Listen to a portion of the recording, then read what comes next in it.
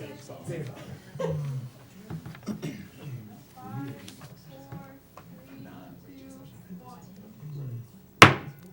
I call the February 10th, 2020 meeting of the Huron Board of Education to order.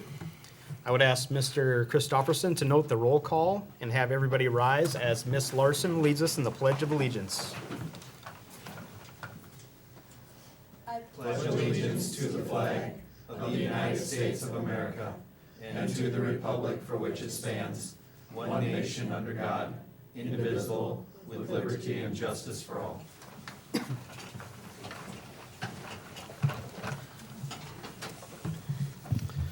All right, we got updated agendas placed in front of us tonight.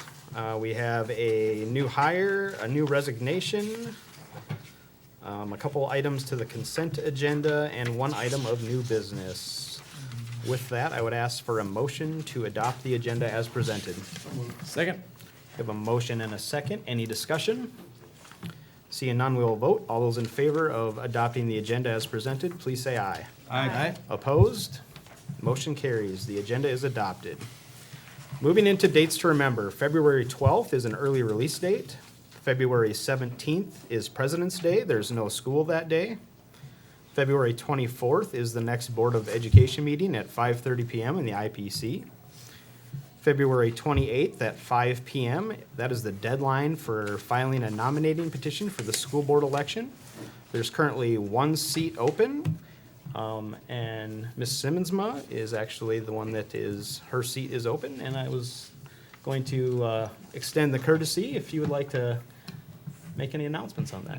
Yes, I would just remind the public that I will be rerunning for my current position come April. So anyone that's willing to get out and about and vote this year, please consider that. Thank you. All right, thanks, Ms. Simmonsma.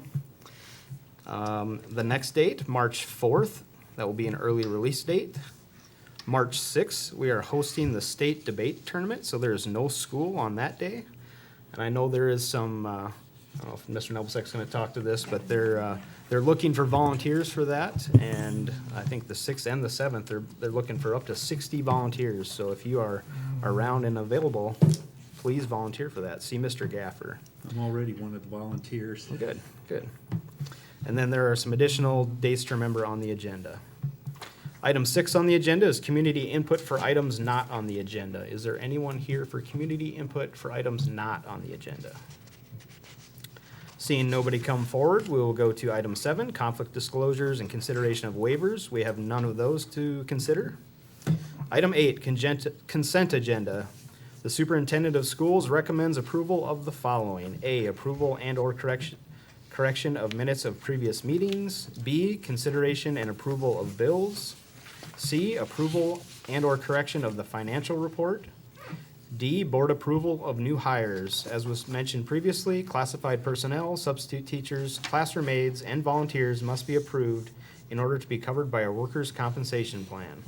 We have Tricia Werman, custodian at Buchanan K1 Center. Megan Smith, head competitive cheer coach. Tori Reinders, special education and title paraeducator at the middle school. Cindy Allman, special education paraeducator at Washington. Dan McCarty, event worker at the Huron Invitational Wrestling Tournament. Jim Musil, event worker at the Huron Invitational Wrestling Tournament. Douglas Moody, substitute teacher and substitute paraeducator. Item E, contracts for board approval. Lexi Ekman, interim art teacher at the HHS. Ashley Armstrong, science teacher at the HMS. Kira Carabantes, high school Spanish teacher. She will be preparing lesson plans for 2 high school Spanish classes. That's an add-on to her current contract. Chris Staley, high school LA teacher. She's also going to be, this is an add-on to her contract, preparing lesson plans for 4 high school LA9 classes. Crystal Lean, interim Spanish LA teacher. Carrie Hinker, principal at the Washington 4-5 Center. Tyler Spanton, high school PE teacher. We have 3 resignations for board approval. Barb Hoff, administrative assistant at the HHS for 7 years. Tom Basler, assistant wrestling coach. Brooke King, 6th grade special education teacher, 7 years. We have a few grant fundings here to go through. The first one is for the cheer and dance. Megan Smith is applying to the American Bank and Trust Spirit Card Funds for $400 for a portable speaker. Destination Imagination is applying for the Huron Youth Leadership Council grant in the amount of $500 for supplies. Destination Imagination is also applying to the Walmart Community Grant for $1,000, and that's for supplies, registration, travel, and tournaments. The HMS Quiz Bowl is applying to the Huron Youth Leadership Council for $500 for registration, trophies, medals, and travel. Huron Destination Imagination is applying to the United Way for $2,000 for DI supplies, material, tournament fees. Brittany Strand is applying to the HYLC grant for $500 for sensory materials. Item M is rehiring of administrators for the 2020-2021 school year. The administrators will be rehired at a salary to be set later. The administrators are listed below: Roger Allers, Peggy Hines, Rodney Middlestead, Terry Rodert, Rex Sawvell, Lori Wielander, Mike Radke, Kathy Bostrom, Jolene Konieczny, Linda Peets, Heather Roselle, Carol Tompkins, and Laura Williamson. The advertising agreement renewal for the Huron Arena, we have Precision Auto Body Design, American Bank and Trust, that's a 2-year renewal. And at Tiger Stadium, we have American Bank and Trust with a 2-year renewal. And then item O is a request for approval of an E-rate contract, and Mr. Allers is applying for that. The consent agenda may be approved with one motion. However, if a board member wishes to separate an item for discussion, he or she may do so. Seeking, Move approval of the consent agenda as presented. Second. we have a motion for approval and a second on the consent agenda. Is there any discussion? Seeing none, we will vote. All those in favor of approval of consent, please say aye. Aye. Aye. Opposed? Motion carries. Consent is passed. With that, I will turn it over to Mr. Nebelsick as he celebrates the successes in the district. Okay, thank you, Mr. Chair, and good evening, everyone. Congratulations to yet again another accomplishment by senior Erica Zell, one of the finest gymnasts to ever wear the Tiger uniform, breaking her own school record on beam and all around. The new beam record of 9.65 is 5/100ths better than she had done before, and a new all-round record of 36.8, which again is 1/10 better than the all-round that she'd accumulated in past tournaments. Congratulations goes out to Washington School students Cooper Bischoff, Elera Curlin, and Henry Van Scherel on auditioning and being chosen for the Elementary Festival Honor Choir. It'll be held in conjunction with the 51st Annual South Dakota Choral Day on South Dakota State University campus, February 13th. Congratulations to Jordan Glanzer and husband Brody on the birth of their daughter Hazley.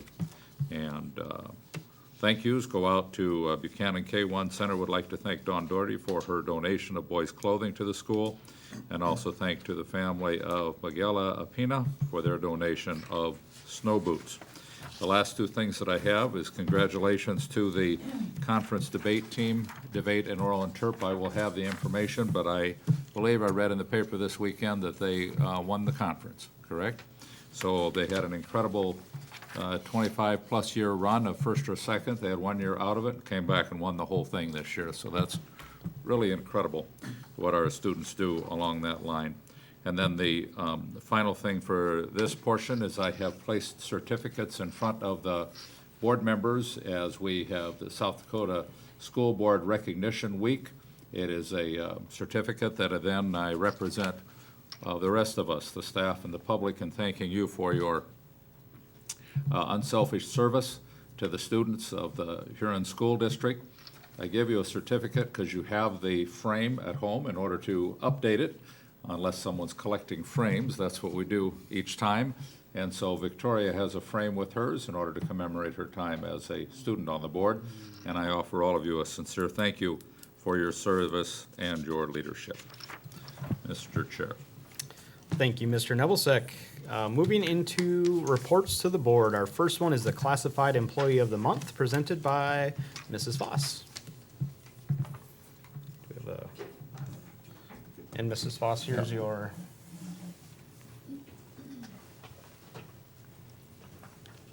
Thank you. Thank you.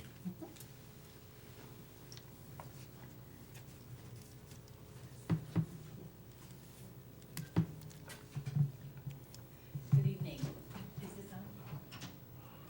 is the button out? Button's gotta be out. Yep, it's on now. Good evening. Tonight, the Washington 4-5 Center is here to recognize Bree Olson. She is one of our title paraeducators, and in your board packet, you can read some of the things that the teachers have noted about Bree. I would say she's a jack of all trades. She does so much for Washington. She is in charge of making sure all of our areas are covered for duties. She also does keyboarding in STEM. She meets with every single 4th and 5th grader during the week. I think she's the only one that does that throughout the whole school. She is one that's always smiling, happy. She never complains about anything. She's just, like I said, really exciting to have at our school. You can always depend on her. She treats every single child with respect. They really enjoy her. And I just want to say congratulations. We all voted for Bree Olson for the classified employee for Washington for the month of February. So let's give her a round of applause. And I want to present this to you. There you go. Yep. Congratulations. Oh, we got to get our picture taken, so. Got me a duck? No. Move! Come up closer. There you go, up there.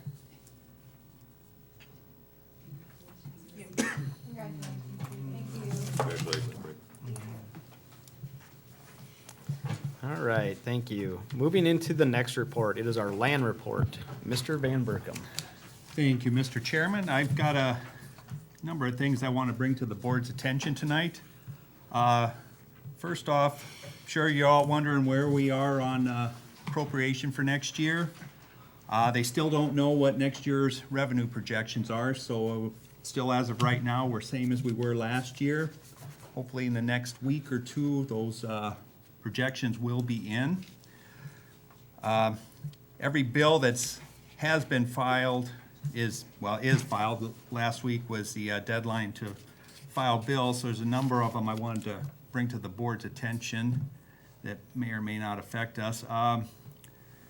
First one was House Bill 1032. It's a bill to make it a little easier for teachers with lapsed certificates to be recertified a little easier and get them back on the job. It's already passed the House and is in Senate Ed, so it's hopefully another tool to get people back in the workforce that have been out of it for several years. So one little bit of good news. Another one, House Bill 1122. This bill is regards truancy. If we were to file a truancy complaint, it goes up to a judge, and the judge would then order the sheriff to bring in the parent or guardian to explain the situation as to what's going on.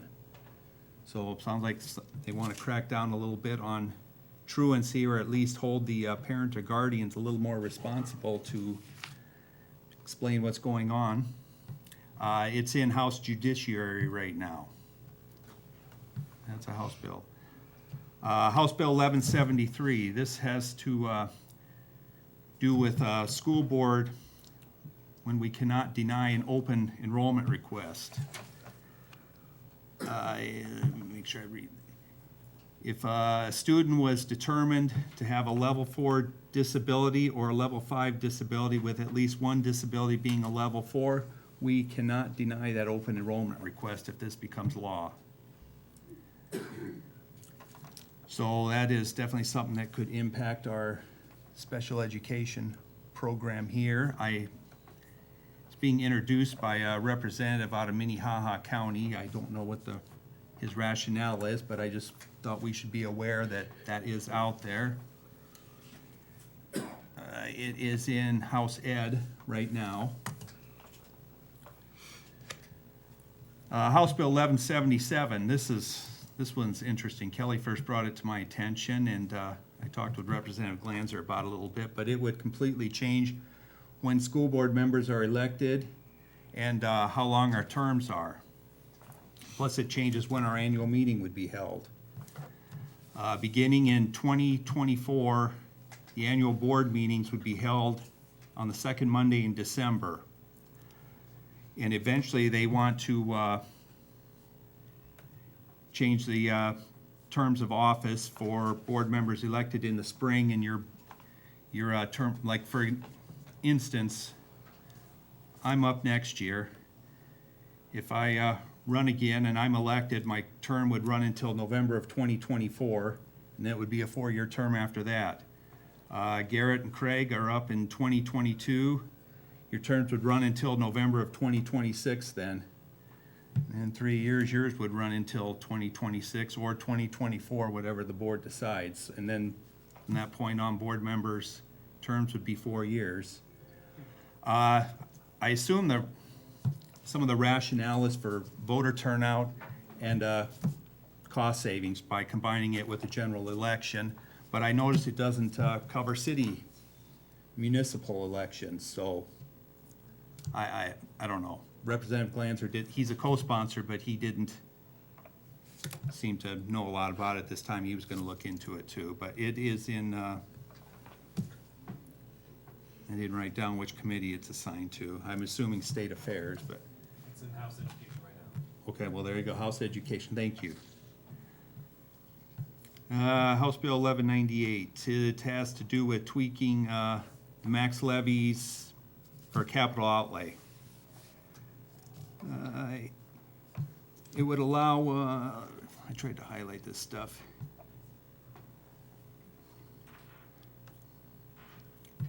It has to do with paying back capital outlay certificates.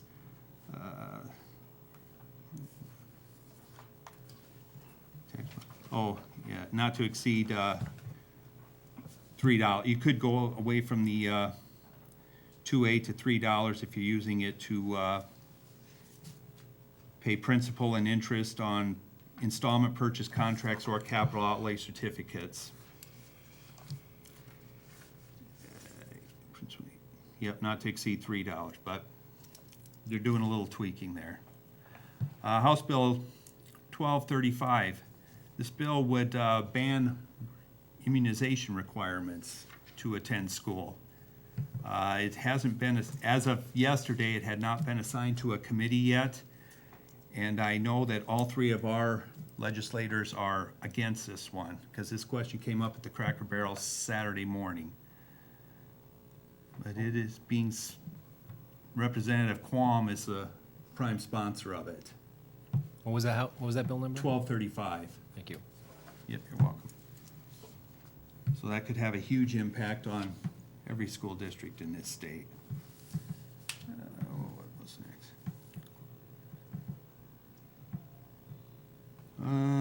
1263. Oh yeah, House Bill 1263 has to, is a bill regarding capital outlay certificates, and if they were referred to a public vote, the election would have to be held on the date of the general election. You couldn't have a special election if you're issuing capital outlay certificates and it is referred to a public vote. No committee assignment yet as of yesterday. I don't know that we'd have an issue with it, but I just thought it was of interest. Oh yeah, this one, House Bill 1159. It doesn't impact our district at all. I just thought it was an interesting bill. I'm assuming that there are opt-outs that were passed before 2002 that are in perpetual effect. And there must be a district someplace where the public has been able to not get that undone by their school board. So this House Bill 1159 would allow any opt-out approved prior to July 1 of 2002 to be referred to a public vote. So Representative Mills is sponsoring it. I just thought it was kind of interesting there. They, obviously in 18 years, they can't get their board to rescind the opt-out, so I believe Mitchell has one of those. Mitchell has Had perpetual a- opt-out. Okay. But when the opt-out laws first came into effect, there wasn't a time limit like there is now.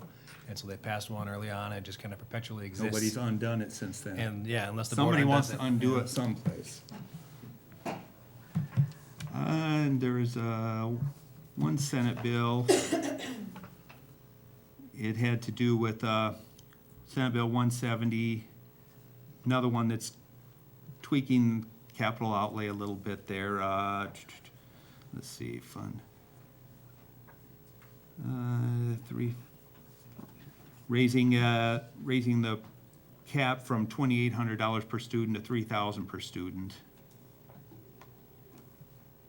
And it has some line items about basically opting out in your capital outlay fund too. It is in Senate taxation right now. So there's a couple of bills Can you give me tweaking. the number on that one? That is Senate Bill 170.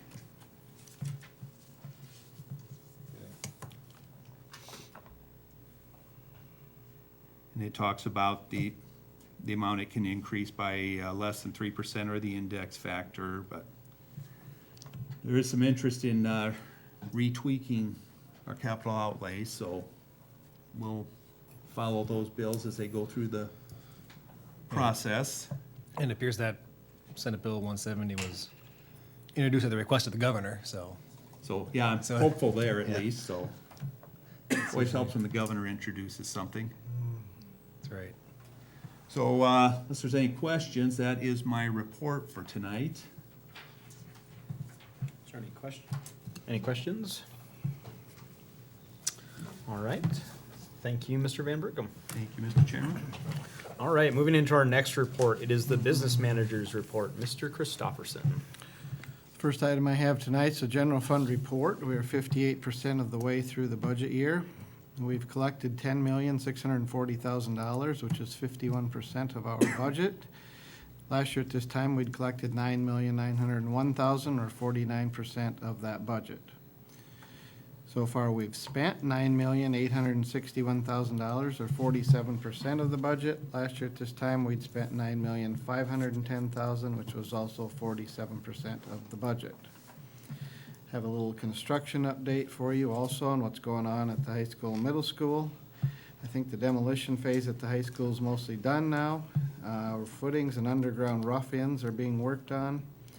Structural steel should arrive at the last week of this month, and then the construction of the building will begin. Inside the building, there's a lot of work going on with ceiling tile and ceiling tile grid replacement. The demolition work is also nearing completion in the middle school office area and the front entrance and the outside sidewalks, so they're also doing some rough-ins in them areas.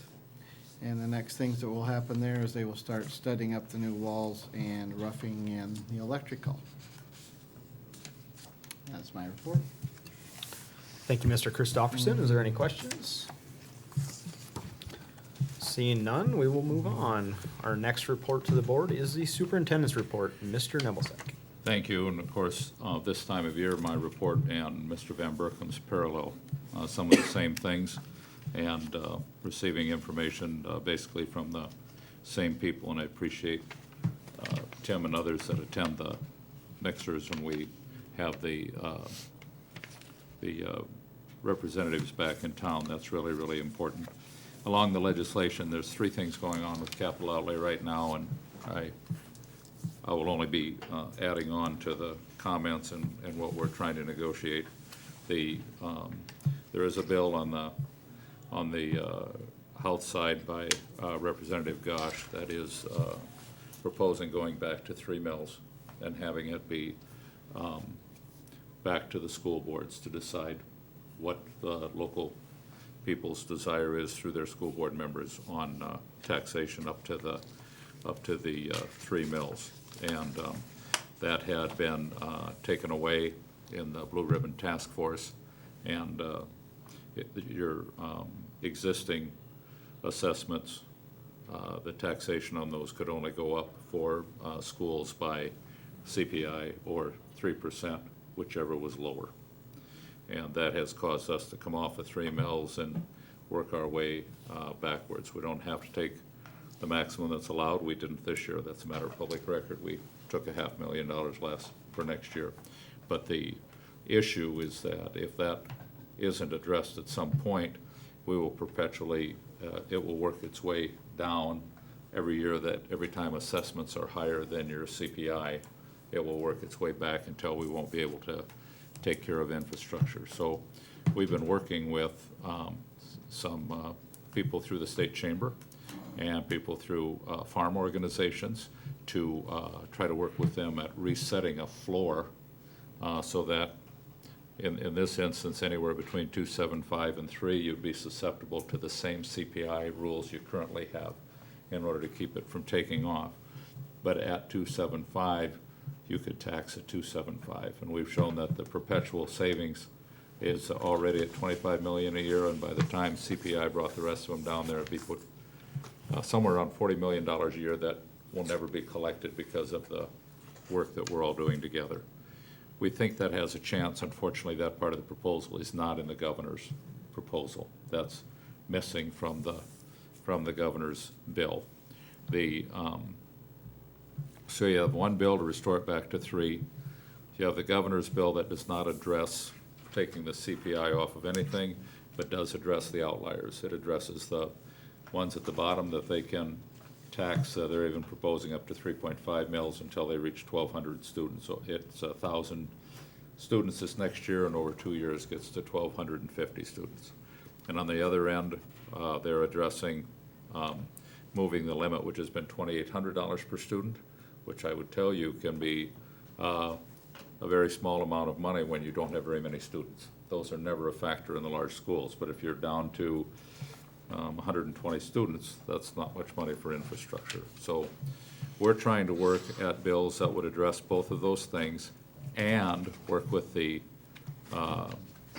organizations that are affected by property tax to guarantee that the savings we've provided is there, but that it does not continue to go down where we can't support the infrastructure. And with the governor's bill coming out without that on it, it's going to be complicated as to how we pull the bills together. But I really thank Tim for staying on board with that. His description of where we're at with general ed funding is exactly correct. I have nothing else I can add to that. We were out there this last week when the superintendent's organization met with the legislators and when the school administrators put together their mid-session package on what they favor and what they don't. Delegate assembly that you folks had beforehand, the administrators have that at about the midpoint.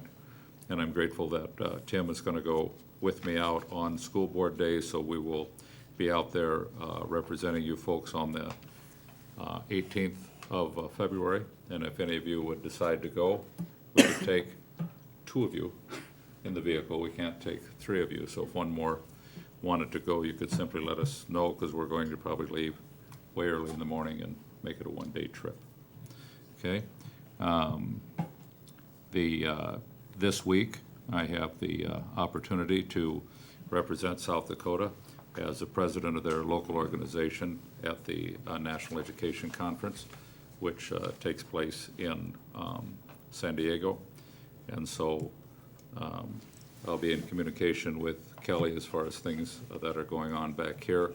But you go 1 year as the president-elect to learn what's going on, and then the next year you go representing, and the expenses for that are picked up by the State Superintendent's Association. So I'm grateful that you've allowed me to do that, and that is this week.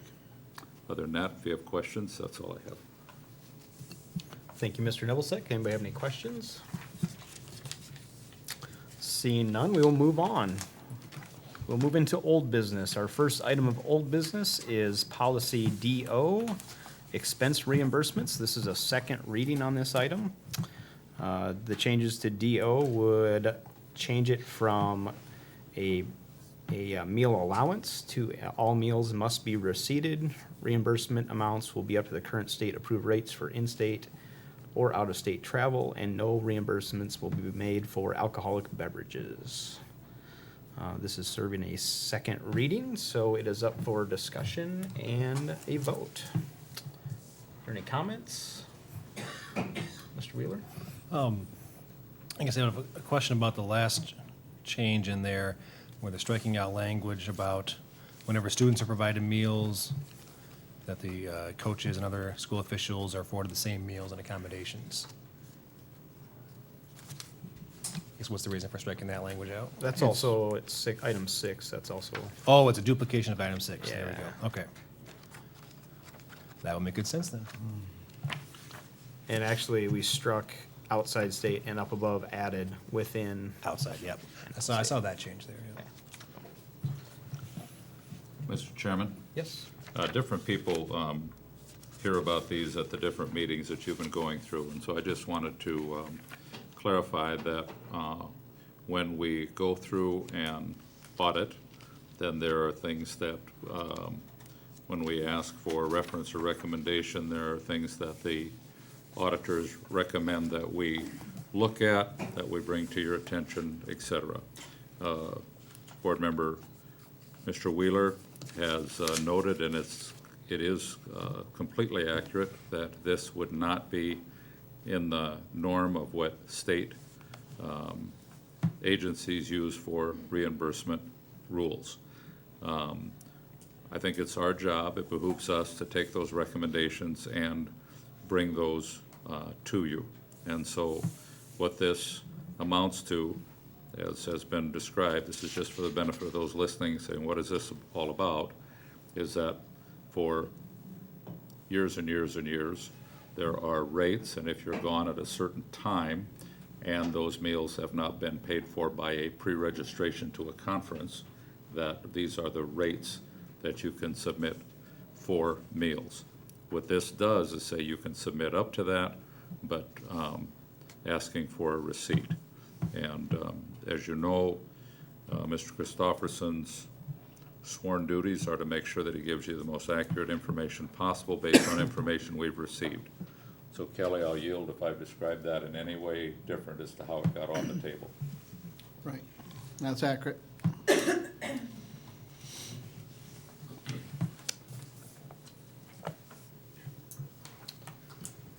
All right, is there any other questions or comments?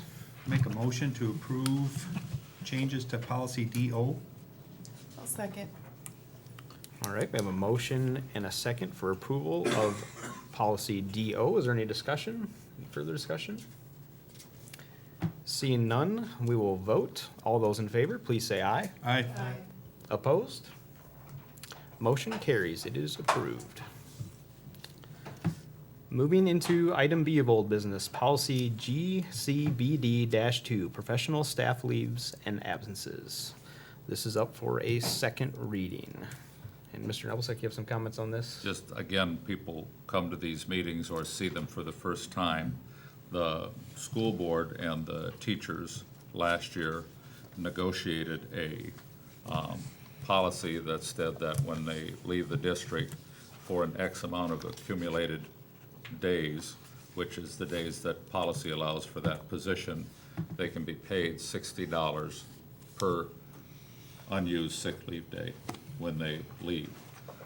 There's another policy that says that until addressed specifically by policy, administrators follow that policy. So what this does is bring the administrator's policy up to date with the negotiations.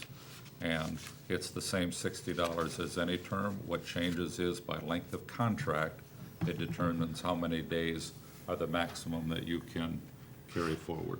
And that's all based on a scale of how many days you put in each year. That's what this does, is it clarifies what we're already operating under, which is the rule to follow the teacher's negotiated guidelines. Kelly, you all right with that description? Yes. All right, thank you, Mr. Nebelsick. Is there any other comments on that? If not, I'll be seeking action on item B, policy GCBD-2. I'll move to approve policy GCBD-2. Second. We got a motion and a second. Is there any discussion? Seeing none, we will vote. All those in favor of approving policy GCBD-2, please say aye. Aye. Opposed? Motion carries. It is approved. All right, moving into item C of old business, the academic calendar for the 2020-2021 school year. In our packets today, we actually have 3 calendars to look at. I believe it was our last meeting that we made some changes to the calendar committee calendar that they presented to us. So we now have 3 here to look at. I guess I would just open it up to board members if you have any comments you'd like to make right now, and then if not, we will move to public input. I'll wait for public input. All right, is there anybody here from the public that would like to?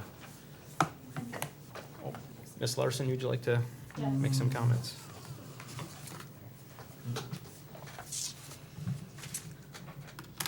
Good evening. My name is Victoria Larson. I'm a 10th grader at the Huron High School. And I'm Cassie Valera. I'm an 11th grader.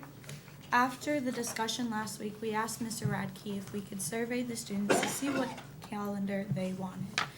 He warned us about that if the results of the survey would not be presented, even if we did not support the calendar we wanted.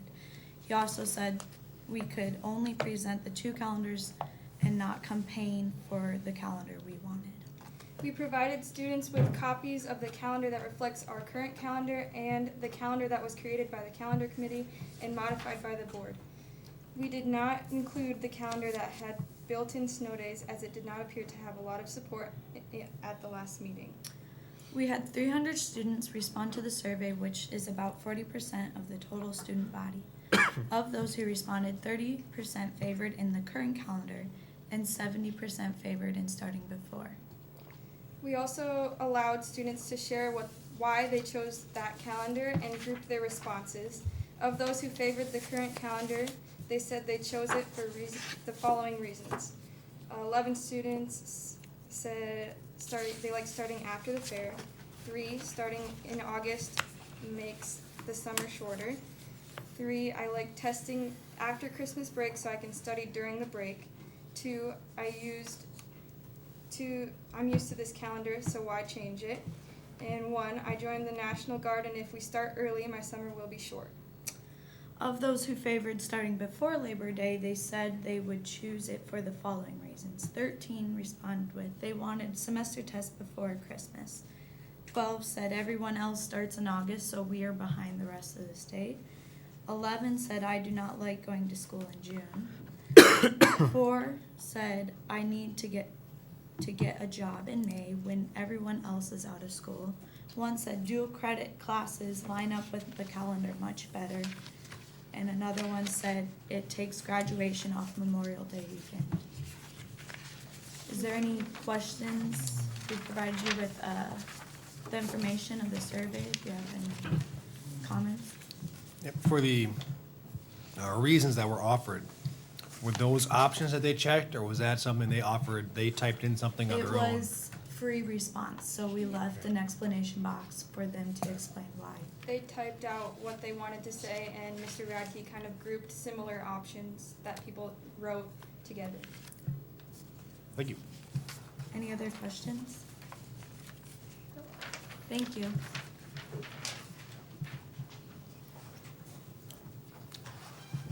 I would say that's a pretty good example of government at work, or, you know, going and surveying the students, so it's interesting.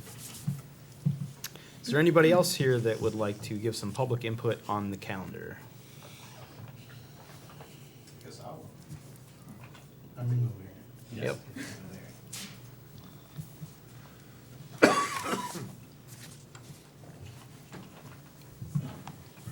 Well, I'm Mike Moore. I'm the state's attorney in Beetle County. I'm not here on behalf of Beetle County. I'm here on my own behalf. But I also served on the calendar committee, and really I don't have anything else with the girls. They did a much better job than I will do. But just a couple of the things. I joined the calendar committee a couple years ago, and this issue came up. And the calendar committee at that point voted to start before Labor Day. There was a big mess at the school board. Eventually, it came back to the calendar committee, and it started after Labor Day for a variety of reasons that probably everybody's familiar with. So this year when we went, I didn't know that we would ever even discuss that again, especially after talking to Mr. Nevelsek about that. But it came up again, and I would say that when I started 2 years ago, my opinion was to start before Labor Day, and I think I told the calendar committee this. It was really for superficial reasons, but mostly because my kids are in activities. I have a junior and a 7th grader. They start in August. My one child plays volleyball. She starts in June, according to Shelley Budenhagen. I think they're still practicing now. I'm not sure that that's legal, but this is on TV, so Shelley might get in trouble. So I thought they were superficial reasons, but when I sat in that calendar committee and I listened to the staff from the school, they actually had what I would say legitimate reasons of why our students need to start early. And it's for testing purposes, and it's better educational wise, and I'm sure they're better able to articulate that than I am. I know that the dual credits is a big issue. My daughter, the junior, takes dual credits, and I know that starts early August. So she's a month into dual credits before they even start school. We obviously don't have an issue with that because I have the means to provide her internet and a computer and all that stuff, but I know some kids do have an issue with that because they're not in school yet. And I think the school does work with them to be able to do that. The other thing was I had a student work for me last year, and one of the issues she had is, and I don't recommend this to any student, but she decided that she wanted to graduate early, so she graduated in the winter semester. And she was an intern. She was a high school kid, and we generally hire high school kids to come in and work for us to do some certain things. And she graduated from Huron High School at the end of that first semester, I guess at the end of January. But she couldn't start college until August, even though she wanted to start college because her grades weren't done. So that was an issue that I observed firsthand from her. I think she's doing well in school now. I would tell all kids, take your time, don't be in a rush. Because once you get out, you have to work, and that's not fun. School is fun. But those are the kind of the things that I think that the calendar committee talked about, that I learned a lot about. And so I think it's a good thing to give it a shot to start before Labor Day. I understand the fair is a big issue. The pool used to be an issue, but I think that's been resolved. I think the pool doesn't open now until Memorial Day, but it closes in mid-August before school would start. That used to be an issue 2 years ago. I think we dealt with that, but that wasn't the issue this time. Activities, one of the things that surprised me, Mr. Roder came in and talked about activities, and it was accounted, but it was like there was going to be 100 and some activities before school started. I mean, it was a crazy number. What I thought was, but then if you started before Labor Day, there was going to be 28 or 29. So waiting that extra week was a big deal, that all these activities are starting, and I know they have trouble getting kids to go out for these activities when they're not in school. But again, that's Rodert's area. I'm not trying to speak for him or anything, but those are the issues that I saw. And the calendar committee, to my shock, I mean, I think we had a good discussion. We were probably an hour and a half talking about it. But it was a unanimous vote to start before Labor Day. I didn't pay much attention when we were talking about snow days. That was all kind of just noise to me, because I think that should be the school's decision. But the start date is a big controversial thing, and I think there was a couple people on the committee that were against it, but then as they worked through it, I think at the end, everybody voted in favor of starting on I think it's the 24th or whatever the date is, and I don't know if that's been changed because I haven't followed it since then. But I guess that's my input. Thank you. Thank you.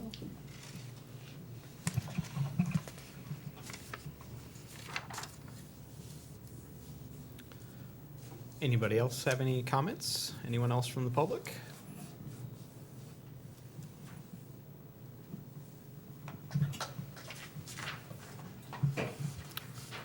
Seeing nobody come forward, is there any board comments? Anybody from the board have any comments or anything they would like to? Well, I guess I was going to ask, Mr.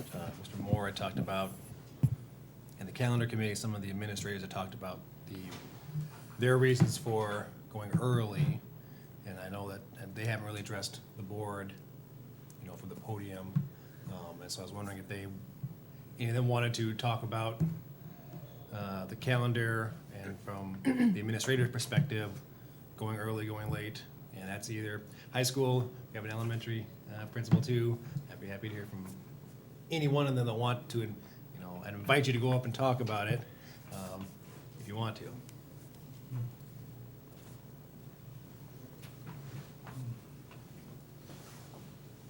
I apologize, I didn't bring my list. I didn't expect to repeat any of the information. The biggest issue is any item that is statewide or national-wide, they assume that we're starting under the same time frame everyone else is.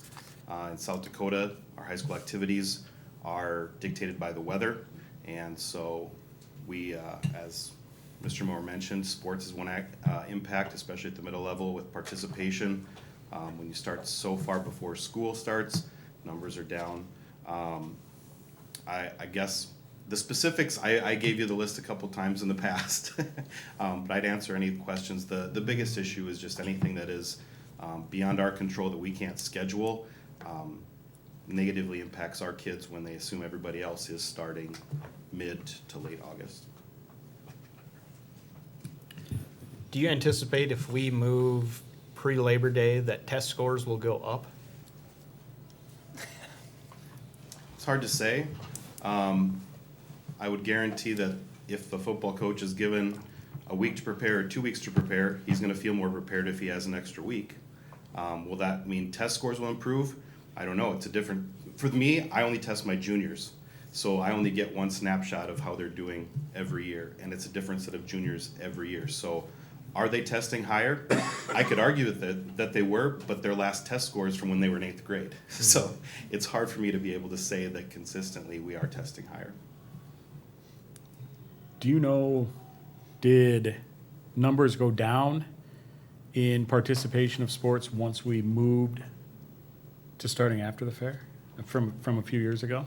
I believe off the top of my head, Mr. Roder, that first year or two reported that, especially with football, I think that was the sport that was impacted the most, mostly because kids cited they didn't have a way to get to and from practice. I know my wife is a middle school volleyball coach, and I know their numbers tend to be lower because a lot of kids in 7th grade just don't know about it yet.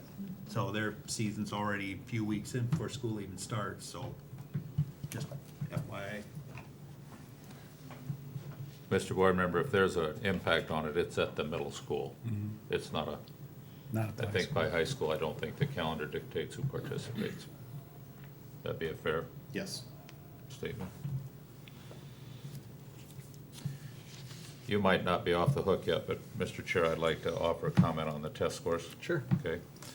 I have great respect for the people that entrust me up here, and one of the questions that I was asked 2 years ago was, a person said, I will absolutely change my vote if you can find a way to guarantee that test scores will go up. And that's such an unknown.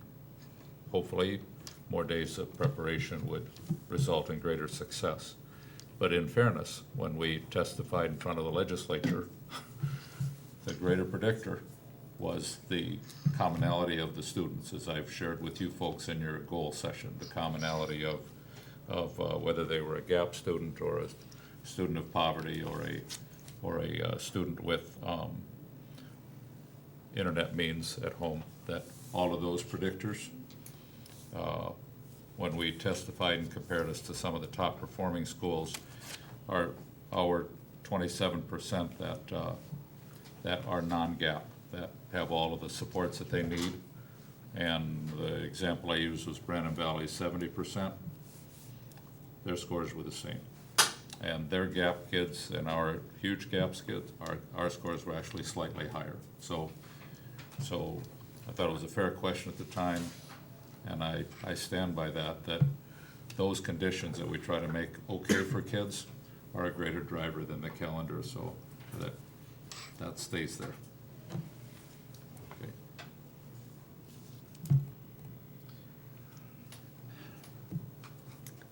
Any other comments? I would just comment that I mean, I'm overall neutral as far as the calendar has ever been. My kids have gone to school before Labor Day. We've gone to school after Labor Day, and fortunately for us, it hasn't ever been an issue. And I'm gone a little bit more, I travel a little bit more with my job now, and so I just appreciate knowing that they're in school, and I appreciate what our kids have to go through, their schedules, especially if they're in multiple activities. And I appreciate what our teachers go through. And I guess for me, when all this work is put into this, and I appreciate the input that every single person has, no matter what we do, we're not gonna make everybody happy. And I think because I can be so neutral, the schedule to me really honestly doesn't matter to me whether it starts before or after.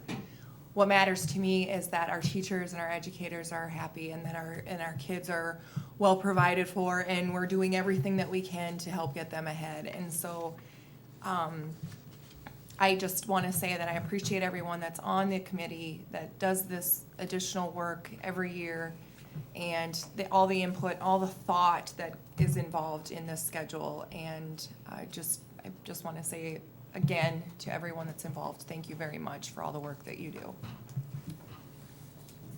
You know, I would kind of mimic what Ms. Simmons must said. You know, getting feedback from the community, you could almost tell what age someone's student was with what they said. Most people who have kids in junior high or elementary want to start after the fair. The ones who want to start before the fair are high school for all the reasons that were just presented. And a lot of those teachers that came and talked to me or sent me messages said, I don't know if I can say this, but we want to start after the fair. And so it just, I appreciate all the work that goes into this, but I also feel like maybe not everybody's opinion is being heard. And so that's why I appreciate everybody reaching out, talking to me, and asking questions. And I mean, there are definitely questions that I don't have answers to when it comes to questions about this.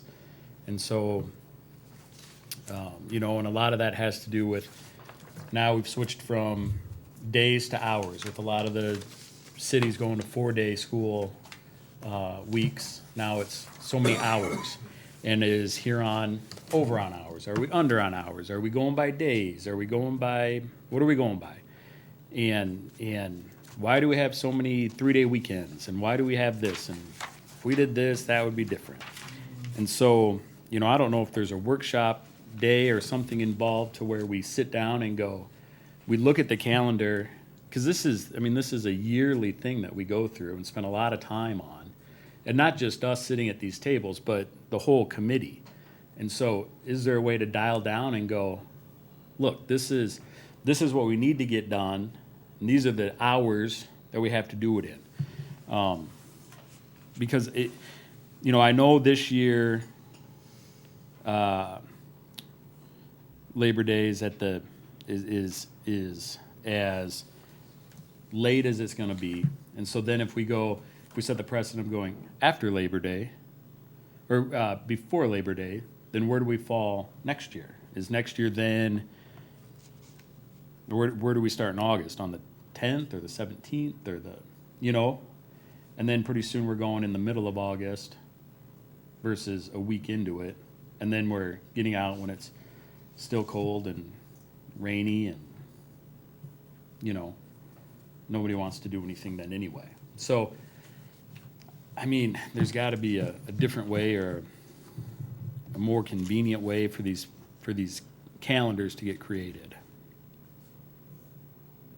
Or at least a way to get more input from the community on it. Like I said, it's texts and emails and Facebook messages, and I bet I had 6 or 7 people say, hey, I'm not supposed to talk to you about this, but I'm going to talk to you about it. And so that kind of, I don't know, worried me a little bit because I feel like everybody's input should be brought. And so, I don't know if there's a different way of going about it or a more timely way of going about it, but that's just kind of what my experience has been throughout this whole thing. And last year was definitely easier than this year, I think.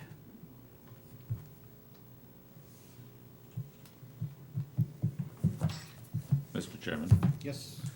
I just want to qualify and stake my honor on it. There has been no suppression of opinion on the 420 employees, okay? Now, some employees might feel that the committee did the work and there were people there, so they're not sure they want to speak out of turn of the committee. I respect them if they meant that. But if they meant that there was administrative suppression to them offering their opinion, I give you my word that that didn't exist, and it's not our opinion, nor did we ever discuss suppression at the admin table. So that mattered to me. I'm done. Mr. Nibblesick, thank you. Well, being that I've been the big supporter of the state fair, I guess I'd like to pass out to the board. I reached out to Peggy at the state fair and just kind of asked her, I should have enough for everybody here but me. Just asked her for numbers at the state fair and what that's looked like the past few years, and she'd tracked it from 2008 until 2019. State fair attendance last year was 205,172 people. She did say in her email that was down by 12,000, as you can see on that chart. And they're putting that up to the fact that they changed the way that they tracked people coming into the fairgrounds. They went to an electronic scanning system that wasn't actually functioning for several hours, and the gate workers weren't quite using it right. So they're not trusting that number is 100% accurate, because if you look at the rest of the numbers, everything was up pretty much substantially. State fair, as far as revenue goes, last year it was $2.6 million in revenue that came in. $224,000 of that was sales tax. Livestock entries, static entries, 4-H. You can see all the numbers there, but there's the numbers of what the state fair brings into Huron for those days, Wednesday through Monday. And I would note that that's just the numbers that the state fair sees on grounds. If you go and you look at hotels and restaurants, Walmart, Runnings, everybody, Fair City Foods, Coburn's, everybody is seeing an uptick during that week, during Fair Week. So it's a huge economic engine for Huron. It's good for the state also, but for Huron, it's bringing a lot of stuff to town. I asked her, I said, you don't have to go on record and make any opinion one way or another on this. I said, we're looking at possibly going pre-Labor Day. Do you think that would hurt the fair in any way? And she said, really, what they want is that when they're in session, when the fair is going, if we are operating, they see that as a negative. That would have a negative impact on the fair. And I guess I would have one question on the calendars that we have on that Thursday of Fair Week. Our teachers, are they in service on those days? Because she did say that their biggest problem with the fair and operating the fair is workforce. And that's not just the state fair. The state fair goes out and hires employees to work gates and clean restrooms and do all the things that the state fair does. They hire a lot of people, but then there's the vendors as well that have to hire people to serve food and to do everything else that happens out at the fair. So, there's a lot of employees that are hired in that time period. So she asked that whatever we did, if we were operating Wednesday through Monday, that would have a huge negative impact on their workforce and their ability to operate the fair. So, Tell her we weren't having school those days and Wednesday was an early release. yeah, I talked about the fact that we were looking at that aspect of the calendar. That Okay. I would think that we would never consider operating Right. during fair days, No. but I don't think anybody's talking May about that. I respond yep, to your question? yep. Okay. First off, the specifics is that the 3rd is an in-service day right now, and the speculation is that it would fall, if you look at the Labor Day after Labor Day calendar. Yep. You'll see the 3rd is also a in-service day on the Labor Day calendar. Right. Okay, and I think we're at about, I'm gonna look at my principles, we're at about 90% of the time, that's a flex day that is taken in June or July, and then they're off. Okay. It has to be put into the formal calendar, then they go to the superintendent and request flex. But that particular day parallels both the after Labor Day and the pre-Labor Day calendar as to how it was there. And then with FYI permission, related to this, there is an irony that the administrative team put together a proposal that they wanted presented to the calendar committee. And the administrative team's calendar that they recommended was that school start on the 18th, go 2 weeks, and then have the full 10 days with no one connected at all, so that all the drive-in, drive-out and everything. And the folks on the committee stated that they felt that that went too far, even though it opened up a 10-day state fair holiday. They felt that that was too early to have the tolerance and support of the community. If I'm speaking wrong on that, but that was ousted at the committee level because we had heard, because the administrators sit here every year. So we had heard, okay, let's try to separate these two things and have a 10-day state fair holiday and move up and away. And what they were gonna plan to do then was have the first part of the week be strictly in service, go 2 weeks of school, but delay the teachers in service so they didn't have to get way early. Water under the bridge, just another piece of the puzzle as we tried to look at this, so, thank you. Just want to follow up on the teacher in-service issue. So, I'm looking at the last calendar in the packet. The board modified? Yeah, the board modified packet. So, Thursday, September 3rd is colored yellow, has the 3 little dots indicating in-service, but below it says teacher in-service September 1 and 2.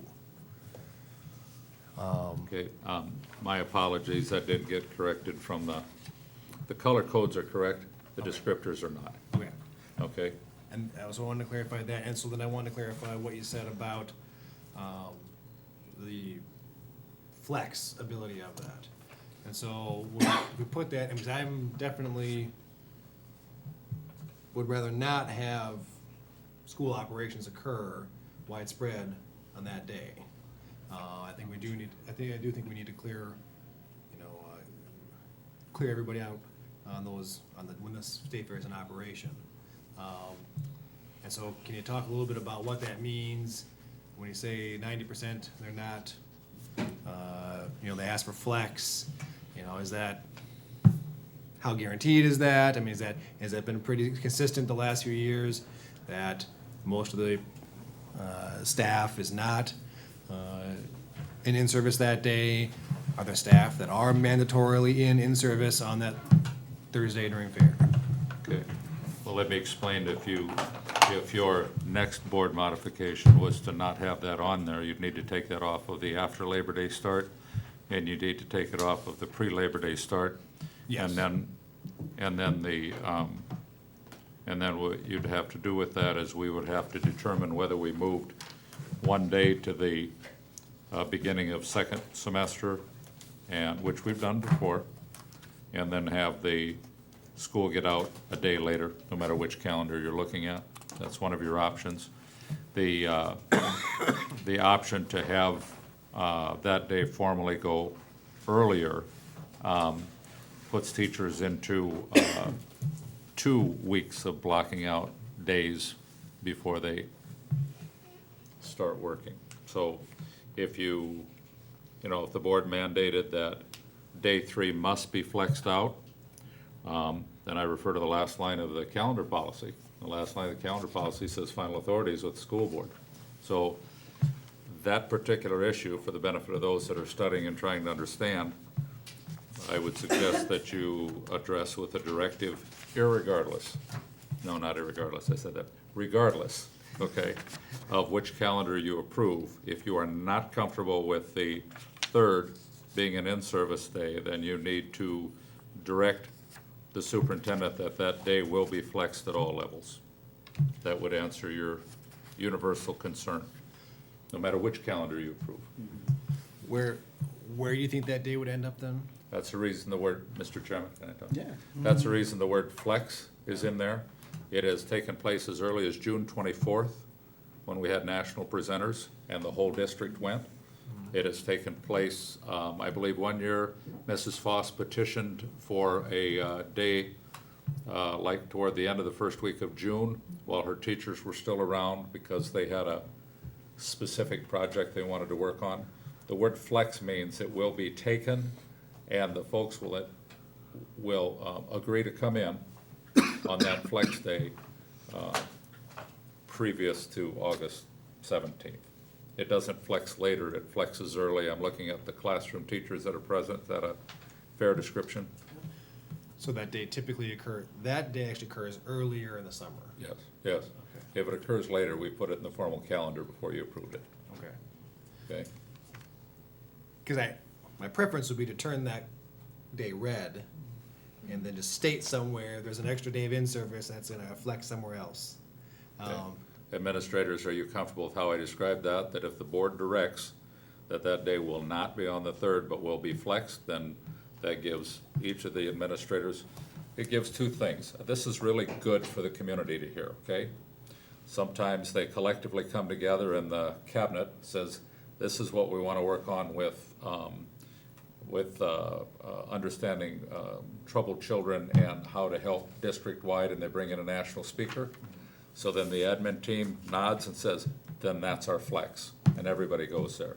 Other years, we've got the district things in the 3, and then the different buildings request when to flex. Because it happens so much anyway, no matter what calendar you approve, it's not a heartache if you indicate that that day will be flexed and which I can re-describe it, but that day will be red and will be flexed. Now, in fairness, your 12-month employees have to choose on all these different days when we're off. 12-month employees, unless it's one of their negotiated holidays, they have to choose whether to work or take a vacation day. So I'm talking about custodians, food service, administrative assistants, administrators, that those days, unless they fall on one of the 11 approved holidays, they have to determine whether they do that or not, But that wouldn't affect. That's accurate, whichever calendar we adopt, right? regardless, Yeah. correct. Whether it's before fair or after Yeah. fair. So they would still. And in full disclosure, this is another good time to discover this, okay? Because we've done it for other activities. With your administrators and participating in the community, we have allowed, and this goes back all 26 years that I've been here, that on a day like that Thursday or Friday, if you volunteer on behalf of whether it's pancakes or in the 4-H building or whatever, and you work an equal number of volunteer hours on a Saturday or Sunday, so you're not taking work hours, we allow you to do that as part of this organization's contribution to volunteerism. So that's also a piece of the picture.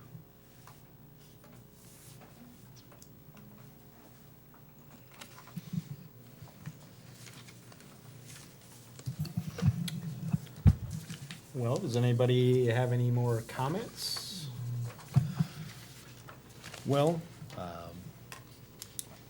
the thing, as I said, is when we started this adventure here last month or so, when we first had the calendar committee's report come before us, the fact that they were unanimous in going pre-Labor Day was definitely going to weigh heavily in my decision, and kind of put me on the idea of, that's kind of my default, is to accept that recommendation, and I would need something to push me off that. And I would say that I don't think so far the concerns about the state fair have yet to push me off that. I agree that the state fair is vital to Huron. It is definitely, a huge part of our economy and our culture in Huron. And as someone who goes to the fair 5 or 6 days out of 6, including preview day, then it's important to me and my family. But I don't think our calendar is going to affect that. I think the rise in attendance and income from the state fair has been a lot more to do with the fact that the state fair has been doing better, just in general. That the state fair is promoting it better, has better acts, has better performances. I think their operation is doing better, and that's leading to a better fair.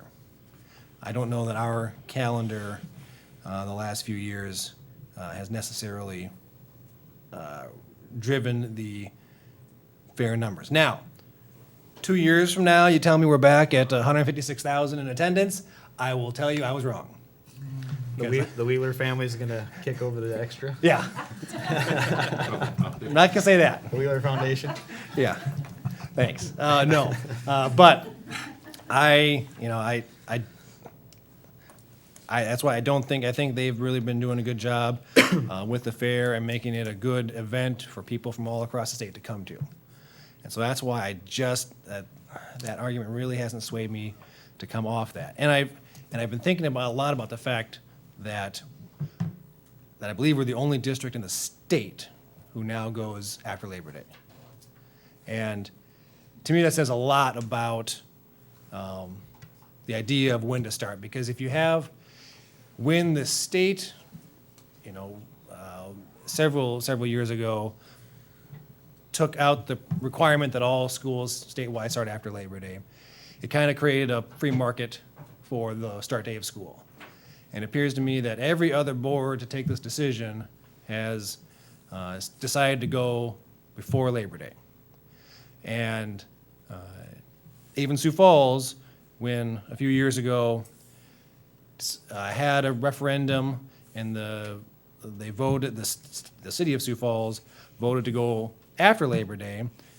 And after that 3-year window came up, the board immediately said, we got to go back and go back pre-Labor Day.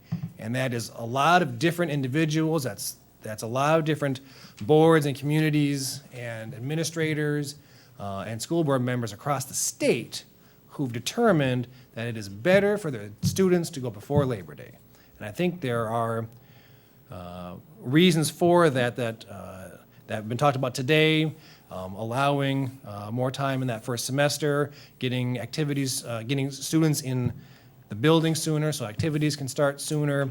I think it helps to shorten the summer window up a little bit because we all know there's a gap. There's always a gap in the summer when students kind of fall back a little bit from spring to fall. And when we shorten that up a little bit, even if it's a few weeks, it just helps to minimize, I think, that loss. And so there are, I think, just a lot of intangible benefits that we not necessarily can put a finger on, but that exist. I think the extra week and a half, 2 weeks is important for our standardized testing, or that's because that's so important to school districts. I'd rather have that 2 weeks in there than not, because we get hit so much based upon what Smarter Balance is going to say about us or what our ACT scores are going to say about us. And so I think that gives us enough benefit to say that I'm willing to make that risk, to say I don't think the effect on the state fair is enough to not say let's go 2 weeks early. And so I think the academic benefits are there. I think as Mr. Nebelsick said, none of us can guarantee test scores are gonna go up, but I don't think they're gonna go down either.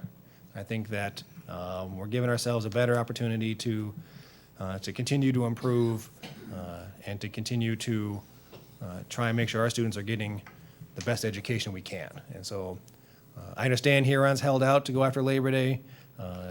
Although, we did have several years when I first started on the board, we were before Labor Day. We've only been after Labor Day, the last 4 years? Since Splash Central opened. Since Splash Central opened. Well, I guess that's longer. how long have I been on this board? Jeez. 7 years. Yeah. I'm on 8 years. Yeah, I know. I've been on the board for 8 years. So time flies, man. So, but I think that, so I guess we had a large run of pre-Labor Day, and now we've had a run of post-Labor Day. I think, though, that for all the reasons I said, I would support moving back towards a pre-Labor Day start. And I guess I would specifically go with the starting on August 24th, as recommended in the board modified calendar.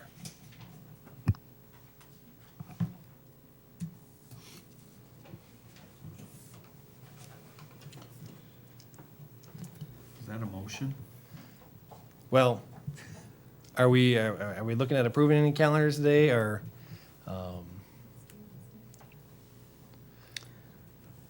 Well, I guess Kind of I guess that would be a question for We, procedurally. we don't have, I see it says first reading, but says we're first- under no obligation to have first and second readings. This isn't a policy. We can, it's like any item of new business. I mean, it's a good courtesy to do but kind of up to us. Well, at a minimum, I think the board should decide the issue of the start date today. And if we want to say, we want to adopt the formal calendar, maybe we say, if we want to have them come back, fix the coding on that day and formally adopt the full calendar, we can do that. If we want to adopt the board modified calendar with that change, we can do that too. I guess I just don't want to sit on this too long because Mr. Rodert is going to need a calendar sooner rather than later so he can start working on scheduling for next year. Well, then I'll just go ahead and make a motion then to approve the school board modified committee proposed calendar with a start date of August 24th, with the one correction that September 3rd should be modified to be red, no school or other activities that day. I'll second that. All right, we have a motion and a second. Would it be best for us to pick the day now? If you, For what day? that flex day? Could we, By the word flex, I'm simply going to write a descriptor up here that the administrators will report where the flex is going to take place. okay. If that's okay. Yep, that's fine. All right, we have a motion and a second to go with the school board modified committee proposal with an August 24th start date. And then September 3rd will be moved to red, no school that day, and we're going to have a flex date that's gonna be put in, up in August, I believe is what you said. Is there any discussion on that? Just like to say, David, you stated most of the reasons very well. I don't have any more to add, but I completely agree with your rationale there and very well said. Thank you. I think just after hearing some of the middle school numbers, I think getting our kids involved in activities and exposed sooner, if it's seventh and eighth grade, that they finally start learning about some of the sports and activities that we have, and if it's school needing to be started to get them out for that, so we can increase some of our numbers, I think that might be a better thing too, so hopefully that actually does come to fruition, but, thanks again, David, everybody for your input, thanks for the community input and certainly the committee input, appreciated. Any other comments? I guess I'll just make one final comment. It's been a really divided community as far as which way people wanted to go before or after, and it's really came down to, as people have said, is it grade school parents that are commenting, or is it high school parents that are commenting, and which calendar do we want to be more convenient for, high school kids or grade school kids? I guess for me, I picked grade school. I plan on voting no here, but I think there's enough people that everybody gets to vote the way they want, so that's fine. But I think it's good for these older kids to have less convenience than more convenience. The real world is tough, And sometimes we don't just need to hold their hand all the way till the end. So giving them a little bit tougher of a calendar and making them come to school, get their dual enrollment figured out, their dual credit classes figured out. Those are college level classes that these high school kids are taking, and if they're going to be taking those classes, they should be able to do some of that on their own. I understand that there's some of it could be, do they have access to internet at home and whatnot, but the high school is open and they could go there and sit there and do those classes at the high school. I feel the state fair, like we've discussed, and we're moving that day. It could have an impact on the state fair. It might not have an impact on the state fair when we start school, but I think it's good that we at least recognize that the state fair does a lot for our community. It's something that we have alone in this state. It's the only state fair in the state. And it brings a lot of money to town, it brings a lot of people to town, and it really is a showcase for the #1 industry in our state, agriculture. I'm happy that my kids, we've had the privilege when I grew up to be in 4-H and participate in 4-H and go to the state fair. It was our Super Bowl. But if school operated during that week, my kids and I would have gone to the state fair and not to school. So I don't really feel like when we start the state fair is going to have any effect, or when we start school is going to have any effect of my kids go to the state fair or not. So, I've tried not to use my own kids and my own family as a reason why I would vote one way or another. I guess I asked the question academically, is this gonna do anything for our kids if we move it pre-Labor Day versus post-Labor Day?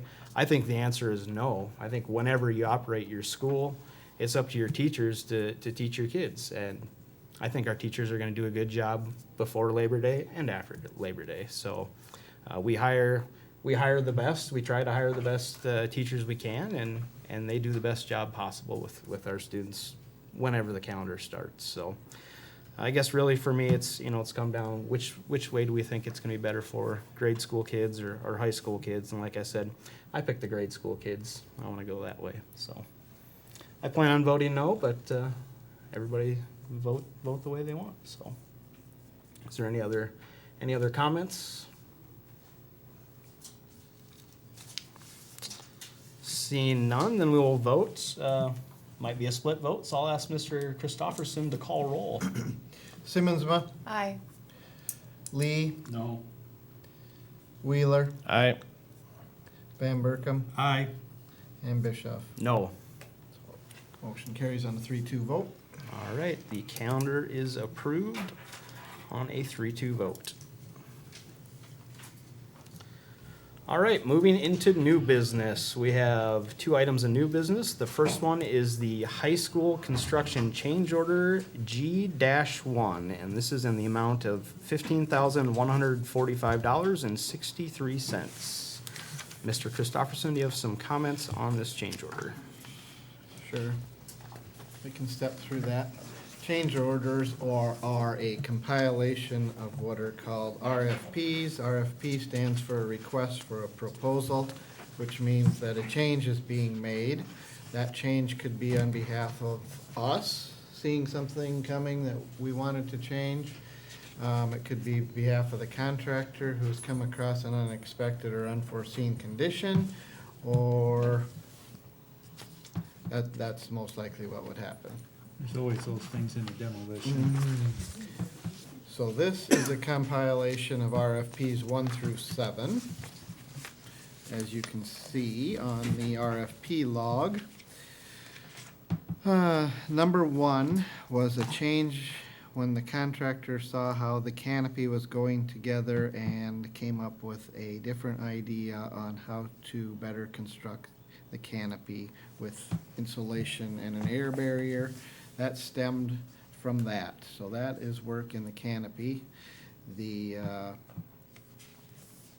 number 2 was when we demolitioned the high school office, and wow, here is a big bunch of cable above the ceiling that's unmarked, and that cable all happened to be the intercom system.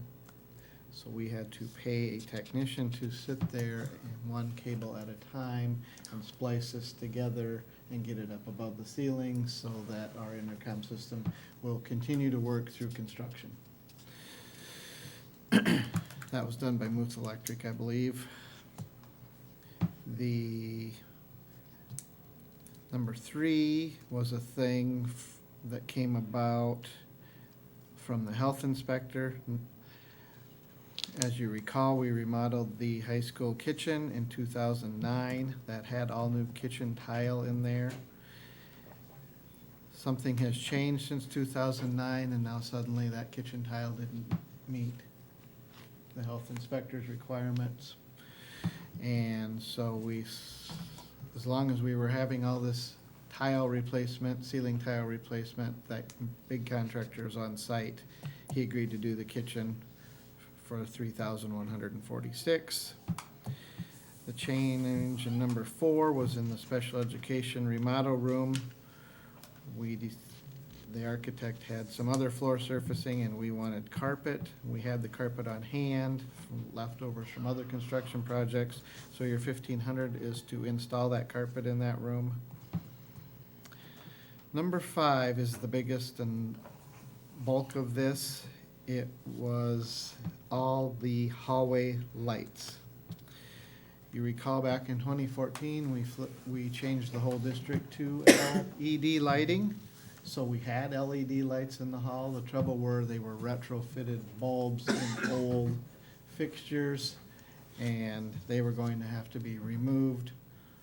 Ceiling tile guys do their work, have them reinstalled. We're still going to have old fixtures with retrofitted LED tubes in them.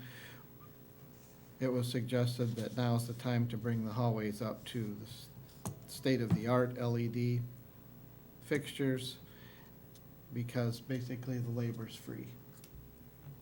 So that is strictly for new lights in the hallways. We have collected all the old lights and have them on reserve to make repairs elsewhere in the district, because they have the same kind of lights all through the district.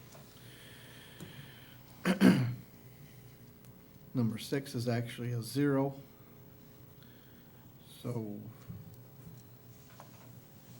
that is a whole big discussion I think I might have hinted at before, but there was when we took the alternate temperature control and rooftop units with the main bid, we thought we were doing so for an add-on of $100-some thousand. It turns out every general contractor made a bid error, and that add-on was really in the neighborhood of $600,000 to $700,000. So we had a problem, a big problem. At that time, we needed to either go back to our base bid or stick with the alternate and probably negotiate a price that was going to cost us hundreds of thousands of dollars. Or what this RFP did was allow the HVAC subcontractor to go back out into the marketplace and renegotiate that alternate with other contractors, and they were able to find a contractor to get us the alternate equipment and the alternate temperature controls at that price. So we got the alternate, the bid error went away, I guess is what I'm saying. And we switched contractors, suppliers of that, the rooftop units and stuff. These still all meet the bid spec. Number 7 is because of all the asbestos tile that I mentioned, we have to pay about $40,000 to $50,000 to get the asbestos tile out of the high school. This is a credit from the general contractor because he does not have to remove that tile. And once all that is said and done, that's a $15,000 add. So that's how we get to change order number 1.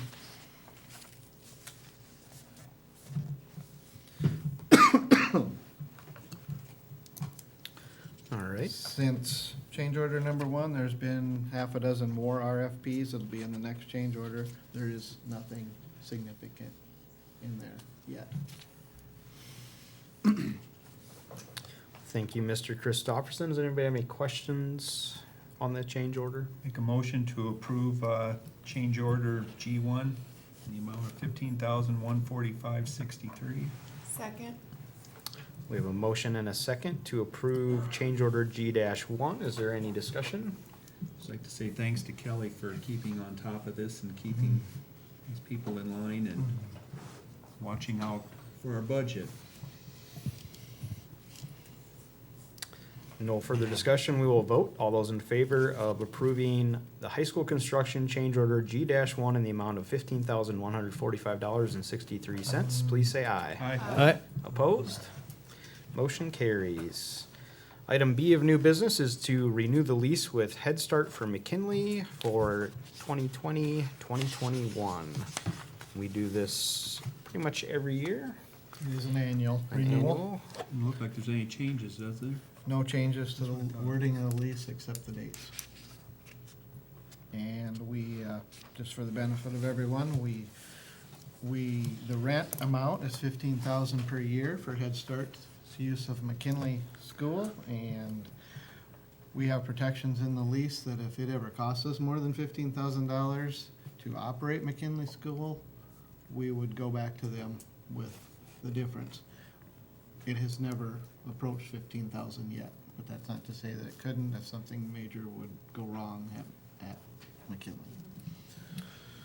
Do we do the snow removal out there? No, we do not do snow removal, nor do we do lawn care. At the building itself, we still take care of our empty lot that we own behind McKinley. But, no. We maintain the building, however, for them. Roof leaks, hot water system, boiler system, stuff like that. Did they update the playground there in the last year or two? Yes, last year when we renewed the lease, representatives from Head Start came and gave you kind of an idea how they operate and what they've done, and one of their things was they upgraded the playground and fenced it in better. That was all at their expense.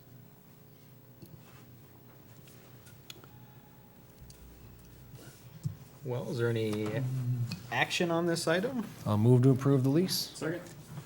Got a motion and a second. Any further discussion?